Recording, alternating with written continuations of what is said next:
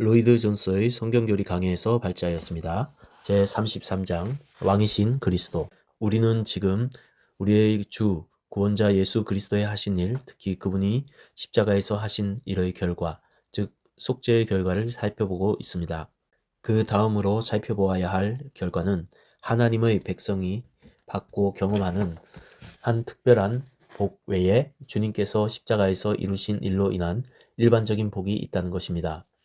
우리 주 구원자 예수 그리스도의 일이 없었다면 세상은 아담이 범죄하고 타락하던 그 순간에 끝나고 멸망했으리라는 데는 의심의 여지가 거의 없습니다.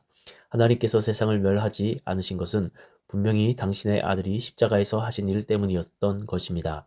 구약시대의 사람들이 지은 모든 죄가 십자가에서 일어날 일 때문에 덮어졌을 뿐이라는 것을 보았습니다. 하나님께서 구약시대에 당신의 백성의 죄를 용서하실 수 있었던 유일한 이유는 십자가의 일이 이루어질 것이기 때문이었습니다. 하나님께서 계속해서 이 세상을 다루시고 이 세상과 관계를 지속하실 수 있게 했던 유일한 것은 주님께서 하실 일이었다고 분명하게 말할 수 있습니다. 따라서 세상을 보존하고 계속 존재케 했던 것은 말하자면 십자가였습니다. 마찬가지로 어느 때든 죄를 짓는 사람의 생명을 보존하는 것도 십자가, 오직 십자가입니다.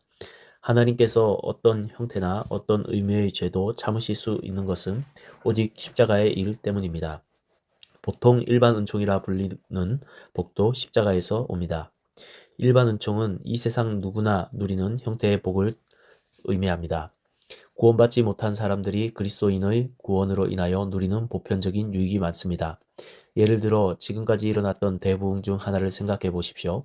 부흥이란 많은 사람들이 구원받은 것만을 의미하지 않습니다. 부흥에는 언제나 일반적인 복이 동반됩니다. 200년 전에 일어난 대각성 운동이 뉘우치지 않고 믿지도 않은 채로 죽은 수백만의 사람들에게 무언의 복을 가져다 주었다는 데에는 의심의 여지가 없습니다. 18세기에 이러한 대각성 운동의 결과 수천 명의 사람들이 회심을 했을 뿐 아니라 그 나라의 전체적인 생활 수준이 향상되었습니다. 이것들이 일반 은총의 예입니다.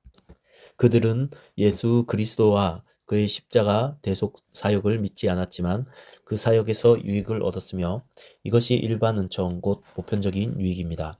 우리가 사는 세상은 하나님의 성자께서 하신 일에서 많은 유익을 얻습니다. 온 우주가 주님께서 십자가에서 하신 일로 유익을 얻습니다.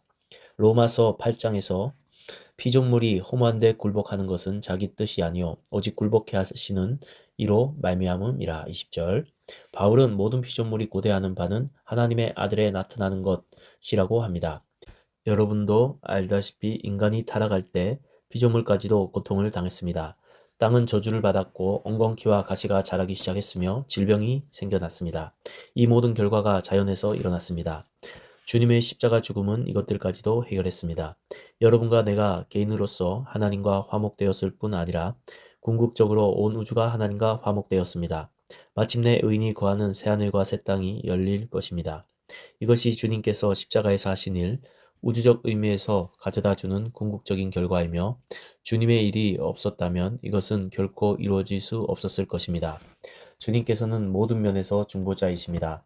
인간과 하나님 사이의 중보자이실 뿐만 아니라 온 우주와 하나님 사이의 중보자이시기도 합니다. 주님께서 십자가에서 하신 일의 결과로 주님께서 머리이신 교회의 형성을 위해 주님에게 성령이 충만하게 임했습니다. 요한복음 7장 39절. 예수께서 아직 영광을 받지 못하신 고로 성령이 아직 저희에게 계시지 아니하시더라.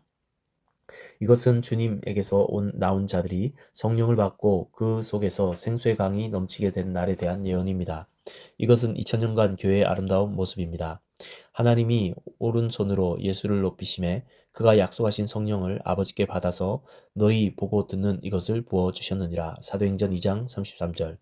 하나님께서 주님을 높이시고 주님에게 전에 약속하신 선물 성령을 주셨으며 주님께서는 성령을 부어주시고 그 결과 교회가 생겨났습니다. 이제 주님께서 이 땅에 계시는 동안에 특히 십자가에서 주님의 왕권으로 하신 일의 결과를 살펴보겠습니다. 우리는 우리 주님이요 구원자이신 예수 그리스도께서 선지자요 제사장이요 왕이시라는 것을 살펴보았습니다. 우리는 여기서 제사장으로서의 주님의 일에서 왕으로서의 주님의 일로 옮겨가고 있습니다. 이것은 왕으로서의 주님의 일, 곧 십자가에서 주님께서 하신 일의 직접적인 결과이기 때문입니다. 한 직분은 또 다른 직분으로 이어집니다. 우리는 주님의 일을 세 부분으로 나누었지만 이것이 절대적인 구분이기 때문도 아니며 세 부분을 분리하기 위한 것도 아니었습니다. 주님께서는 언제나 같은 분이시지만 다만 이해를 분명하게 하기 위해 나누었을 뿐입니다. 이제 우리는 주님의 왕권을 주님께서 십자가에서 하신 일에 비추어 살펴볼 수 있습니다. 삼위일체의 제2위이신 주님은 창조 때부터 항상 하나님과 함께 만물을 다스리셨습니다. 그러나 신인이신 주님에게는 일반적으로 중보적 왕권이라 불리는 특별한 왕권이 있습니다. 이것을 정의하면 이렇습니다. 주님의 중보적 왕권은 하나님의 영광과 하나님의 구원의 목적을 위해 하늘과 땅의 모든 만물을 다스리는 주님의 공식적인 능력입니다. 이것은 성경에서 중요한 주제입니다. 주님께서 시간이 있기 전 영원에서 이 중보적 왕에 지명되셨다는데 어떤 의문도 있을 수 없습니다. 성경에는 시간이 있기 전에 창세전에 일어난 사건들에 대한 언급이 많습니다.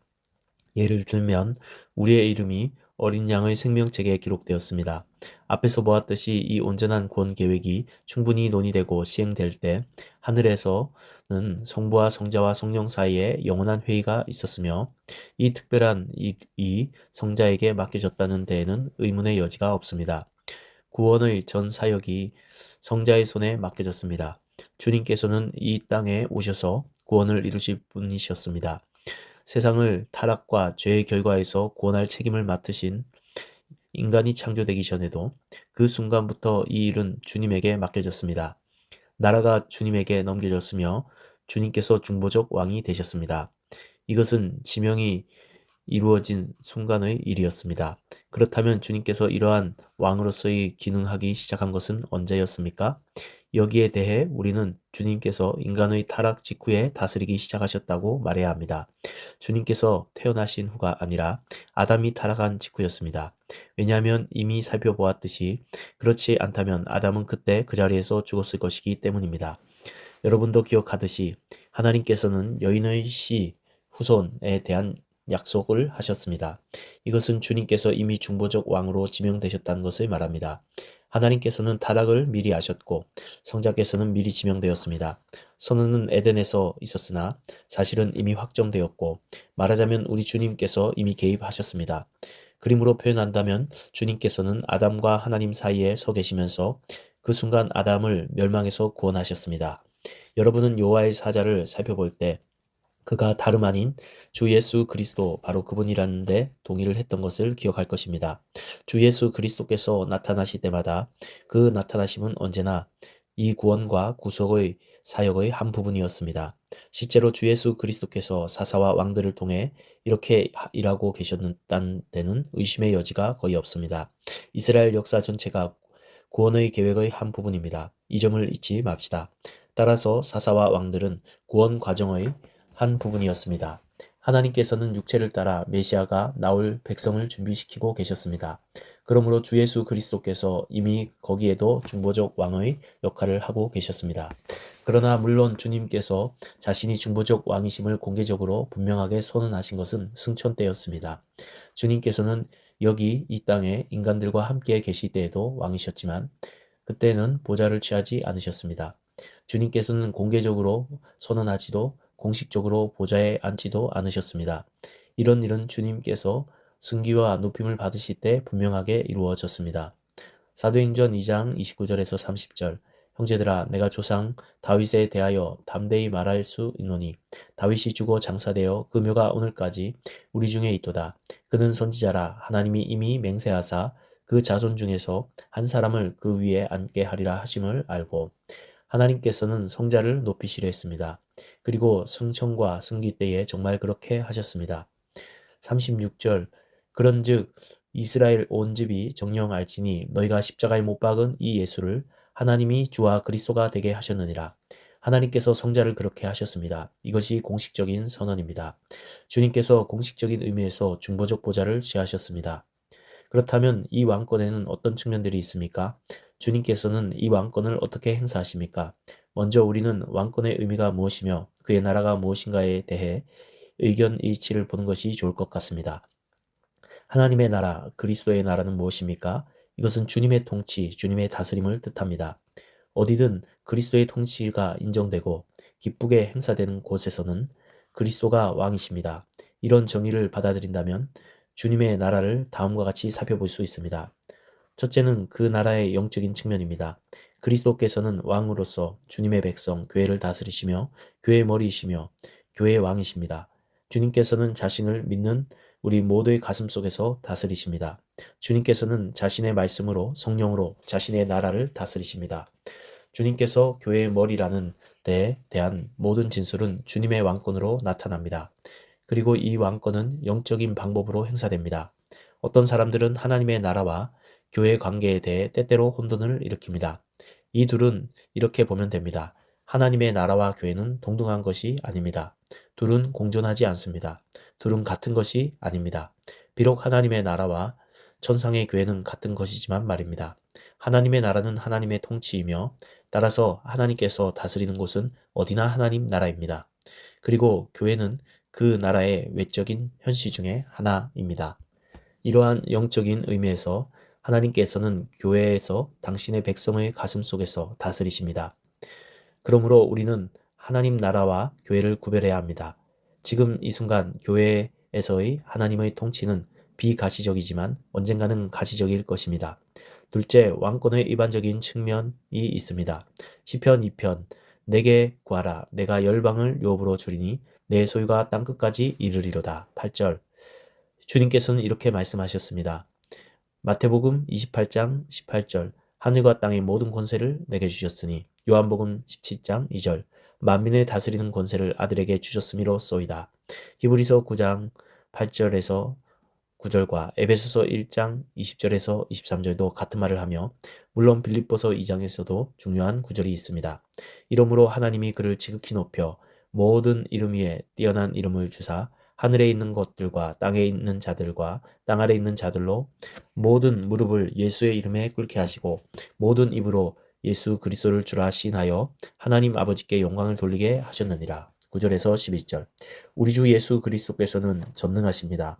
우리 주 예수 그리스도께서 왕관을 쓰신 것은 고난을 당하셨으나 이기셨으며 자신의 백성을 위해 그들을 보호하고 그들의 궁극적인 구원을 위해 모든 것을 다스리시기 때문입니다. 로마서 8장 28절이 다음과 같이 말하는 것도 이 때문입니다.